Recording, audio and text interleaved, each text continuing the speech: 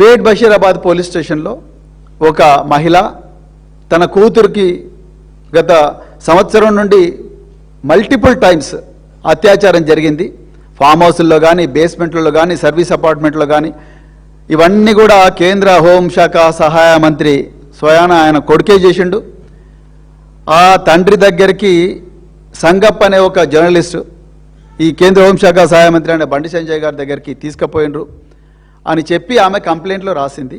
అది మీ అందరికీ ఇక్కడ 4-5 సార్లు దీని గురించి మాట్లాడినాం. దాని తర్వాత ఆ నిందితుడు బండి భగీరథ్ అరెస్ట్ కావడం, ఇప్పుడు ఆయన చెర్లపల్లి జైల్లో ఉండడం జరిగింది. అయితే నిజానికి దీనికి మే 8వ తారీఖు నాడు ఇవాళ జూన్ 12వ తారీఖు. మరి ఇంతవరకు A1 చుట్టే తిరుగుతూ ఉన్నది. మరి A2, A3 ఏమైనరు? ముఖ్యంగా సరే A2 దగ్గరికి, సంజయ్ గారి దగ్గరికి ఒక 2 నిమిషాలు లేట్గానే పోదాం. A3 సంగప్పను పట్టుకోవాలి కదా. ఎందుకంటే సంగప్పకి ఈ విషయం అంతా తెలుసు.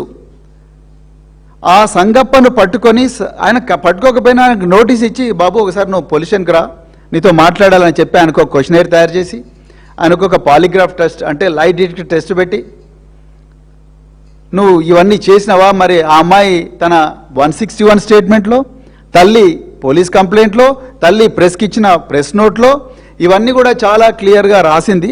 164 స్టేట్మెంట్ హానరబుల్ మెజిస్ట్రేట్ ముందర ఆ అమ్మాయి చాలా క్లియర్గా చెప్పింది, మమ్ములను సంగప్ప కేంద్ర హోంశాఖ సహాయ మంత్రి శ్రీ బండి సంజయ్ గారింటికి, హైదరాబాద్లో ఉండే ఇంటికి తీసుకొని పోయిండు అని చెప్పి ఆ అమ్మాయి చెప్పింది, వాళ్ళ తల్లి కూడా చెప్పింది. ఇంకా ఇంతకన్నా విలువైన సాక్ష్యము ఏం కావాలి, విలువైన ఆధారం ఏం కావాలి? సో సంగప్ప గారికి నోటీస్ ఇచ్చి, అయ్యా సంగప్ప మరి నువ్వు బండి సంజయ్ గారింటికి తీసుకుపోయినావా లేదా అని అడగాల్సిన బాధ్యత పోలీసుల మీద ఉన్నదిగా. ఇంతవరకు అడిగినట్టుగా మా దగ్గర అయితే సమాచారం లేదు. అడిగుంటే అడిగినామని చెప్పి కమిషనర్ ఆఫ్ పోలీస్ సైబరాబాద్ చెప్పాలి. లేకపోతే ఇప్పుడు డీసీపీ కూకట్పల్లి శ్రీమతి రితిరాజ్ గారికి పర్సనల్గా సూపర్వైజ్ చేయమని ఒక మెమో ఇచ్చారు.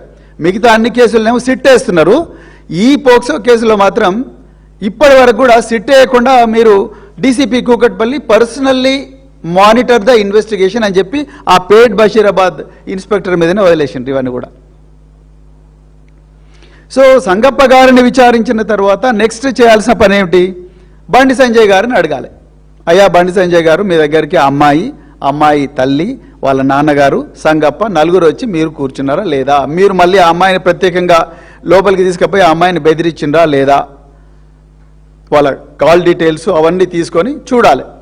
మరి బండి సంజయ్ గారిని కూడా విచారించినట్టుగా తెలవడం లేదు. అంటే నిజంగా విచారించుంటే తెలుస్తుంది. మరి కేంద్ర మంత్రికి చిన్న వాళ్ళకే నోటీస్, ట్యాపింగ్ కేసులో అయితే రన్నింగ్ కామెంటరీ పెట్టిండు కదా 300 రోజులు. మరి దీంట్లో సంజయ్ గారికి కూడా నోటీస్ ఇచ్చుంటే మరి అది తెలవాలి కదా. సంజయ్ గారిని కూడా ఇంతవరకు విచారించలేదు. అందుకొరకే ఆయన బాజాప్తా జూన్ 9వ తారీఖు నాడు హైదరాబాద్కి వచ్చిండు. వచ్చి ఆయన అంటున్నాడు, నేను హైదరాబాద్లో పాలు తాగినందుకు నాకు జ్వరం వచ్చింది అంటున్నాడు. అయ్యా సంజయ్ గారు, మీరు మీ కుమారుడు ఈ వ్యవహారం చేసినందుకు, ఈ పోక్సోలో మీ కుమారుడు మరి చేసిన నేరానికి ఆయన్ను 9 రోజులు మీరు కాపాడిన వ్యవహారానికి తెలంగాణ పిల్లలందరికీ జ్వరం వచ్చింది. మీకు హైదరాబాద్లో పాలు తాగి జ్వరం వచ్చిందో లేదో మాకు తెలియదు, కానీ ఆ వ్యవహారం మే 8వ తారీఖు నుంచి మే 16 లొంగుబాటు అరెస్టు డ్రామా ఉంది చూసినరా. ఆ లొంగుబాటు అరెస్టు డ్రామా వరకు జరిగిన ఏదైతే హై వోల్టేజ్ డ్రామా ఏదైతే ఉందో దానివల్ల తెలంగాణ ప్రజలందరికీ కూడా జ్వరం వచ్చింది. సో దీన్ని దయచేసి ప్రజలందరూ కూడా గుర్తించాలి. సో ఇక్కడ విషయం ఏంటంటే, కొంతమంది బీజేపీ నాయకులు ఏమాత్రం కూడా ఇక వాళ్ళకు ఆ రోజు ఎవరు మాట్లాడలేదు, కాంగ్రెస్ వాళ్ళు మాట్లాడలేదు, బీజేపీ వాళ్ళు మాట్లాడలేదు. ఇలా ఖమ్మంలో జరిగిన ఇన్సిడెంట్ మీద మీరేం మాట్లాడతారు? పోలీసు వాళ్ళు బాజాప్తా అరెస్ట్ చేసినారు. అరెస్ట్ చేసిన తర్వాత బాధితురాలని వెంటనే పరామర్శించడానికి మా మాజీ మంత్రులు ఇద్దరు కూడా అక్కడికి పోయి బాధ్యతాయుతమైన ఒక రాజకీయ పార్టీ ఏ విధంగా బిహేవ్ చేస్తుందో ఆ విధంగా మా అగ్రనాయకత్వం చేసింది. కానీ ఇవాళ నేను ఒక్కటే అడుగుతున్నా, మీరు జాగ్రత్తగా గమనించండి మీడియా మిత్రులారా, తెలంగాణ ప్రజలారా. ఈరోజు రాష్ట్రంలో మహిళా శిశు సంక్షేమ శాఖ మంత్రి ఎవరు? సీతక్క గారు. రాష్ట్రంలో హోంశాఖ మంత్రి ఎవరు? రేవంత్ రెడ్డి గారు. రాష్ట్రంలో ముఖ్యమంత్రి ఎవరు? రేవంత్ రెడ్డి గారు. నిజానికి ఆనాడు బాధితురాలతో మాట్లాడాల్సింది ఎవరు? హోంశాఖ మంత్రి గారు, లేకపోతే మహిళా శిశు సంక్షేమ శాఖ మంత్రి. ఎందుకంటే వీళ్ళంతా పిల్లలు, మైనర్ బాలికలు are equal to children. So వాళ్ళు మాట్లాడలేదు. మరి సీతక్క గారు, మరి ఆమె రావాలి కదా నిన్న హాస్పిటల్కు, రాలేదు. రేవంత్ రెడ్డి గారు రావాలి కదా, రాలేదు. ఆయన ఎంతసేపు ఇక మీనాక్షి నటరాజను పాప ఒక మహిళ నమ్ముకొని, కాంగ్రెస్ వాళ్ళు నమ్ముకొని తెలంగాణకు వచ్చింది. వస్తే పాపం ఆమెకే వెన్నుపోటు పొడిచిన వ్యవహారం. అంటే మహిళలంటే కొంచెం కూడా బర్దాష్ చేయలేని వ్యక్తులు ఇలా అధికారిక పొజిషన్లలో ఉన్నారు. ఇక వీళ్ళు కాంగ్రెస్ బీజేపీ, వాళ్ళు బీజేపీలో మీరే ఇన్ఫర్మేషన్ ఇచ్చిందంటారు, కాంగ్రెస్ వాళ్ళేమో మీరే మమ్మల్ని అన్యాయం చేసినారు అంటున్నారు ఎలక్షన్ కమిషన్ అడ్డం పెట్టుకొని. మీ అందరికీ తెలియకుండానే మూడో వ్యక్తి రాజ్యసభ సభ్యుడవుతాడా? రాజ్యసభ సభ్యుడిగా నామినేషన్ ఇస్తాడా? మీరు ఇక్కడ నుంచి ఇన్ఫర్మేషన్ ఇస్తున్నారన్న విషయం తెలియకపోతే.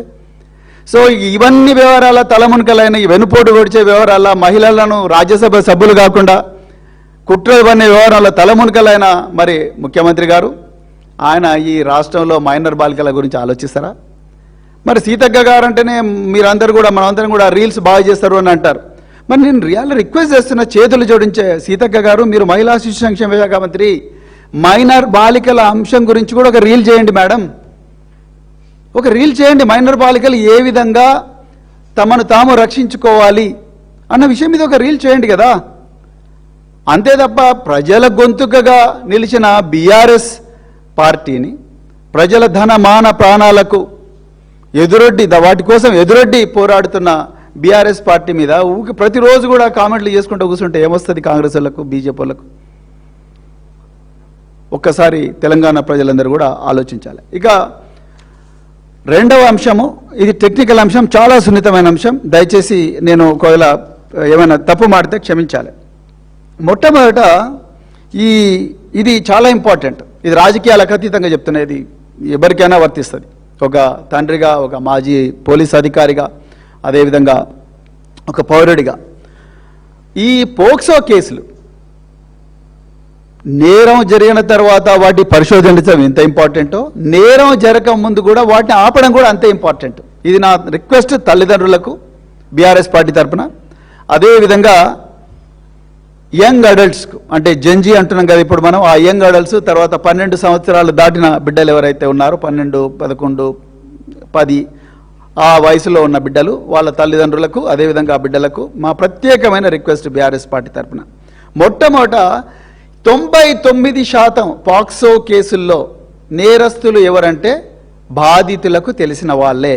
అంటే వాళ్ళు మామయ్యల రూపంలో రావచ్చు, ఆంటీల రూపంలో రావచ్చు, లేకపోతే పక్కింటి అంకుల్ రూపంలో రావచ్చు, లేకపోతే దూరపు బంధువుల రూపంలో రావచ్చు, లేకపోతే ఇంకా ట్యూటర్ల రూపంలో రావచ్చు, లేకపోతే గేమ్స్లో కోచ్ల రూపంలో రావచ్చు, లేకపోతే నైబర్స్ పక్కన ఇరుపూరు వాళ్ళ రూపంలో రావచ్చు, లేకపోతే మత గురువుల రూపంలో కూడా రావచ్చు.